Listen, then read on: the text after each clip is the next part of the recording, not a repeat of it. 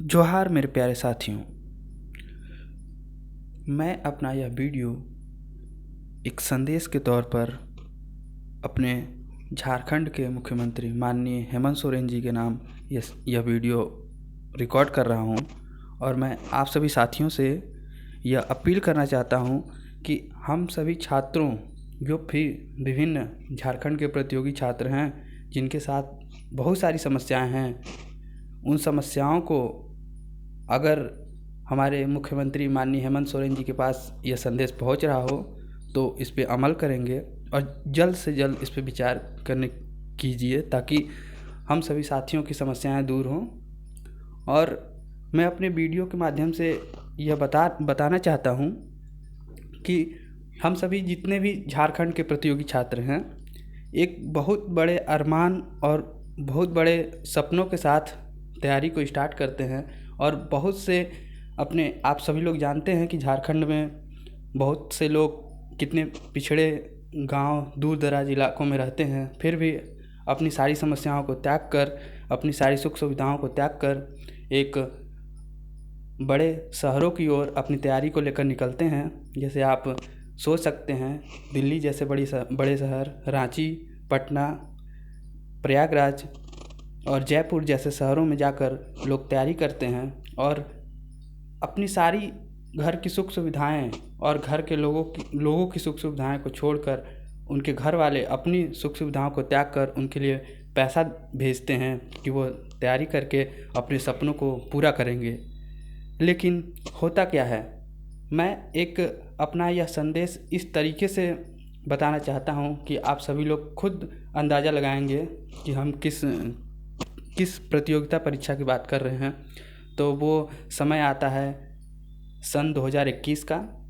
दिसंबर 2021 में नोटिफिकेशन निकाला जाता है और उस नोटिफिकेशन में हम सभी जो भी झारखंड के प्रतियोगी छात्र हैं, यह सोचते हैं कि हमारे जो मुख्यमंत्री हेमंत सोरेन जी हैं हम लोगों के लिए एक नौकरी का एक अवसर प्रदान करते हैं। और हम लोग उस अवसर को एक पॉजिटिव वे में लेते हुए अपनी तैयारी को स्टार्ट करते हैं और तैयारी स्टार्ट करके और एक मुकाम तक पहुंचते भी हैं और परीक्षा का तिथि निर्धारित किया जाता है। और फिर क्या होता है, उस तिथि पर किसी अपरिहार्य कारणों की वजह से परीक्षा नहीं हो पाती है। और यह एक अपरिहार्य जो शब्द है, यह एक ऐसा शब्द है जो हम सभी छात्र तो समझते हैं, लेकिन ये कई बार यह शब्द आ जाता है हम लोगों के सामने, तो हम लोग इसको एक बहुत बड़ा चीज़ समझ लेते हैं और ये किसी को नहीं समझ में आता है कि अपरिहार्य क्या है। ठीक है, तो इन सभी चीज़ों को भी पार करते हुए हम लोग एग्ज़ाम की तिथि फिर से दोबारा निकाली जाती है और उस तिथि पे हम लोग एग्ज़ाम देते हैं। और एग्ज़ाम देने के बाद पता लगता है कि कुछ अराजक तत्वों के कारण जो है एग्ज़ाम को में पेपर जो है लीक हो जाता है और फिर से हम सभी छात्रों के सपनों पे एक बार फिर से पानी फिर जाता है। और फिर हम लोगों को उन सभी कठिनाइयों को सहने के बावजूद फिर हम लोग को धरना देने की ज़रूरत होती है। और उस धरने के बाद फिर हमारे माननीय मुख्यमंत्री जी के पास यह संदेश पहुंचता है, तो वो फिर से दोबारा एग्ज़ाम करवाने के लिए हम सभी छात्रों को संतावना देते हैं और यह दोबारा एग्ज़ाम भी होता है और दोबारा हम लोग फिर से तैयारी करते हैं और फिर से अपने सपनों को पाने के लिए अपनी तैयारी में जुट जाते हैं। और उस एक मुकाम तक पहुंचने के बाद हम लोग दोबारा से फिर से एग्ज़ाम देते हैं, लेकिन फिर हम लोग सोचते हैं कि अब हमारा परिणाम आएगा और हम अपने सपनों को पूरा करेंगे। फिर एग्ज़ाम देकर आते हैं, फिर रिज़ल्ट का इंतज़ार करते हैं और रिज़ल्ट का इंतज़ार करते करते और बहुत दिन होता है रिज़ल्ट का इंतज़ार करते हैं। लेकिन फिर क्या होता है, हम लोग जिन अपने मुख्यमंत्री माननीय हेमंत सोरेन जी से यह सोचते हैं कि यह हमारे लिए एक नौकरी का अवसर प्रदान कर रहे हैं, जैसा कि उन्होंने चुनाव जीतते समय वादा किया था, बोला था कि यह युवाओं की सरकार है। हमने सोचा कि ठीक है, हमारे युवा हेमंत सोरेन जी हम सभी युवाओं के बारे में सोचेंगे और नौकरी का अवसर प्रदान करेंगे। लेकिन देखिए क्या होता है, हम लोगों को क्या पता था कि ये जो नौकरी के लिए हम लोग को अवसर दे रहे हैं, वो जिस नियोजन नीति के तौर पे प्रदान करने जा रहे हैं, वही एक उसका बेस ही कमज़ोर है। और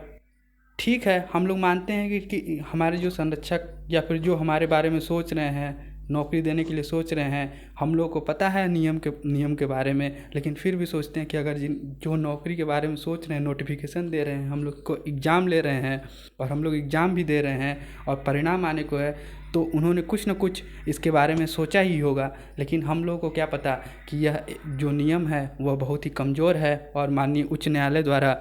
उसका निर्णय दिया जाता है कि इसको रद्द किया जाता है। अब जब नियोजन नीति ही रद्द हो गई तो हम सभी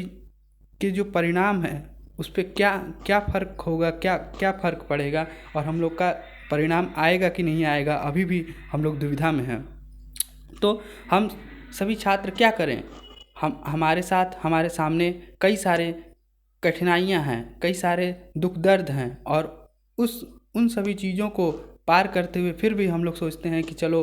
कभी न कभी अपना सपना पूरा ही होगा और उस सपने को पूरा करने के लिए हम लोग दिन रात मेहनत करते हैं और मेहनत करके अपने सपने को पाने की कोशिश करते हैं। लेकिन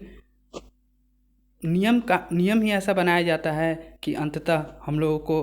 वो अपने सपने पूरे नहीं होते हैं। यूँ कह लीजिए, आपको मैं एग्जांपल के तौर पे बताऊं तो एक समझ लीजिए कि हम लोग एक माला को तैयार करते हैं और उस माले में कभी ये होता है कि धागा टूट गया, तो फिर से हम लोग उस धागे को जोड़कर एक माला बनाते हैं और फिर कुछ दिनों बाद पता चलता है कि वो माले की जो रस्सी है वही गायब हो चुकी है या फिर वही नहीं है। तो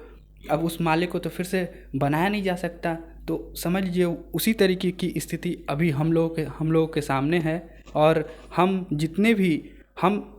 भी प्रतियोगिता परीक्षा की बात कर रहे हैं, आप लोग समझ चुके होंगे, लेकिन फिर भी मैं अपने इस माध्यम से बताना चाहता हूँ कि मैं वह झारखंड JSSC जेई की परीक्षा की बात कर रहा हूँ। और यह जेई की ही परीक्षा नहीं बल्कि तमाम उन जो झारखंड कर्मचारी चयन आयोग के द्वारा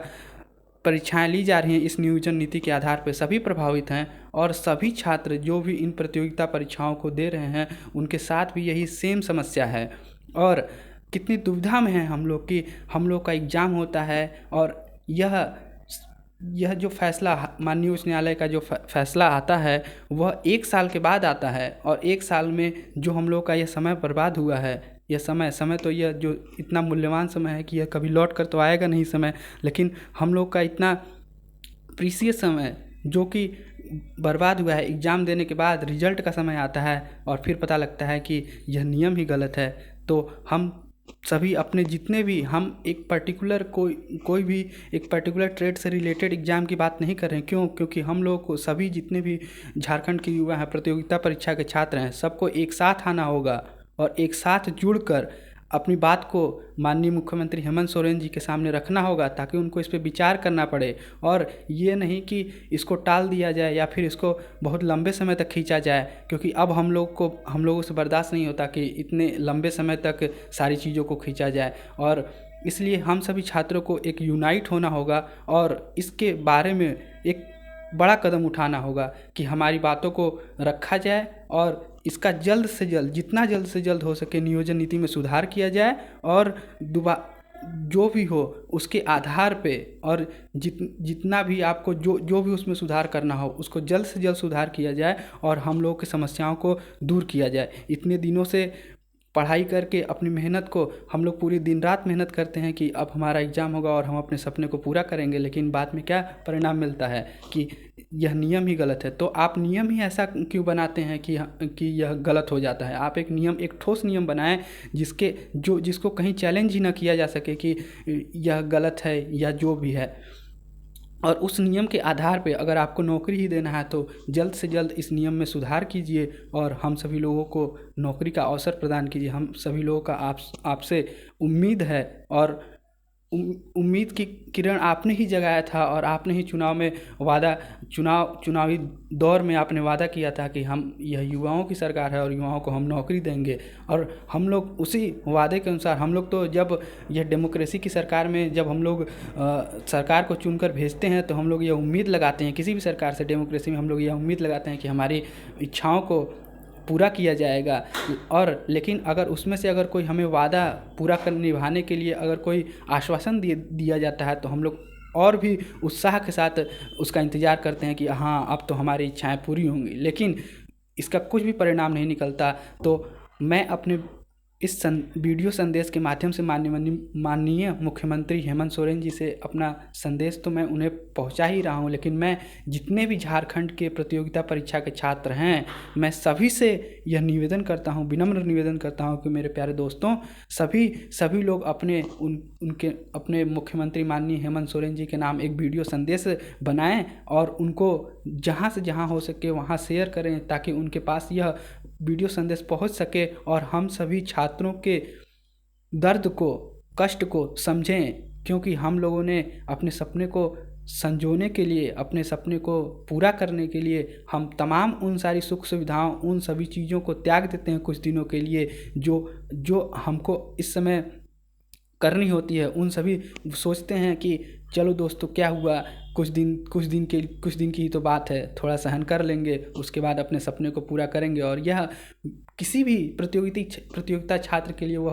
उसका खुद का सपना नहीं होता, उसके माँ बाप का सपना होता है, उसके भाई बहन का सपना होता है और उससे जुड़े सारे सदस्यों का सपना होता है जो प्रतियोगी छात्र है, जिससे लोग जुड़े हुए हैं। तो आप मुख्यमंत्री जी, आप यह न सोचिए कि यह केवल एक का सपना है, ये उनसे जुड़े कई सारे लोगों का सपना है। और आप खुद सोचिए कि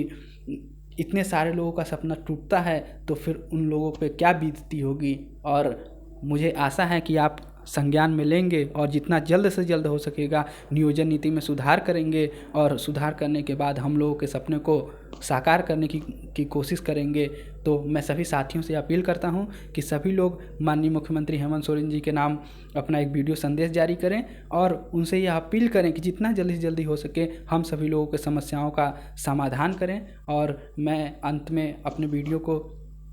करते समय मैं आप लोगों से बोलना चाहूँगा कि प्लीज़ मेरे साथियों, सभी लोग अपना एक वीडियो संदेश बनाएं और उनसे अपनी बातों को रखें, ताकि वो इस पे अमल करें और जितना जल्द से जल्द हो सके अपने नियम नियोजन नीति में सुधार करें। और हम सभी लोगों को सपने को पूरा करने के लिए जो उन्होंने संकल्प लिया था और जो उन्होंने वादा किया था उसको पूरा करें, ताकि हम सभी छात्रों के सपना पूरा हो सके। जय जोहार, जय झारखंड।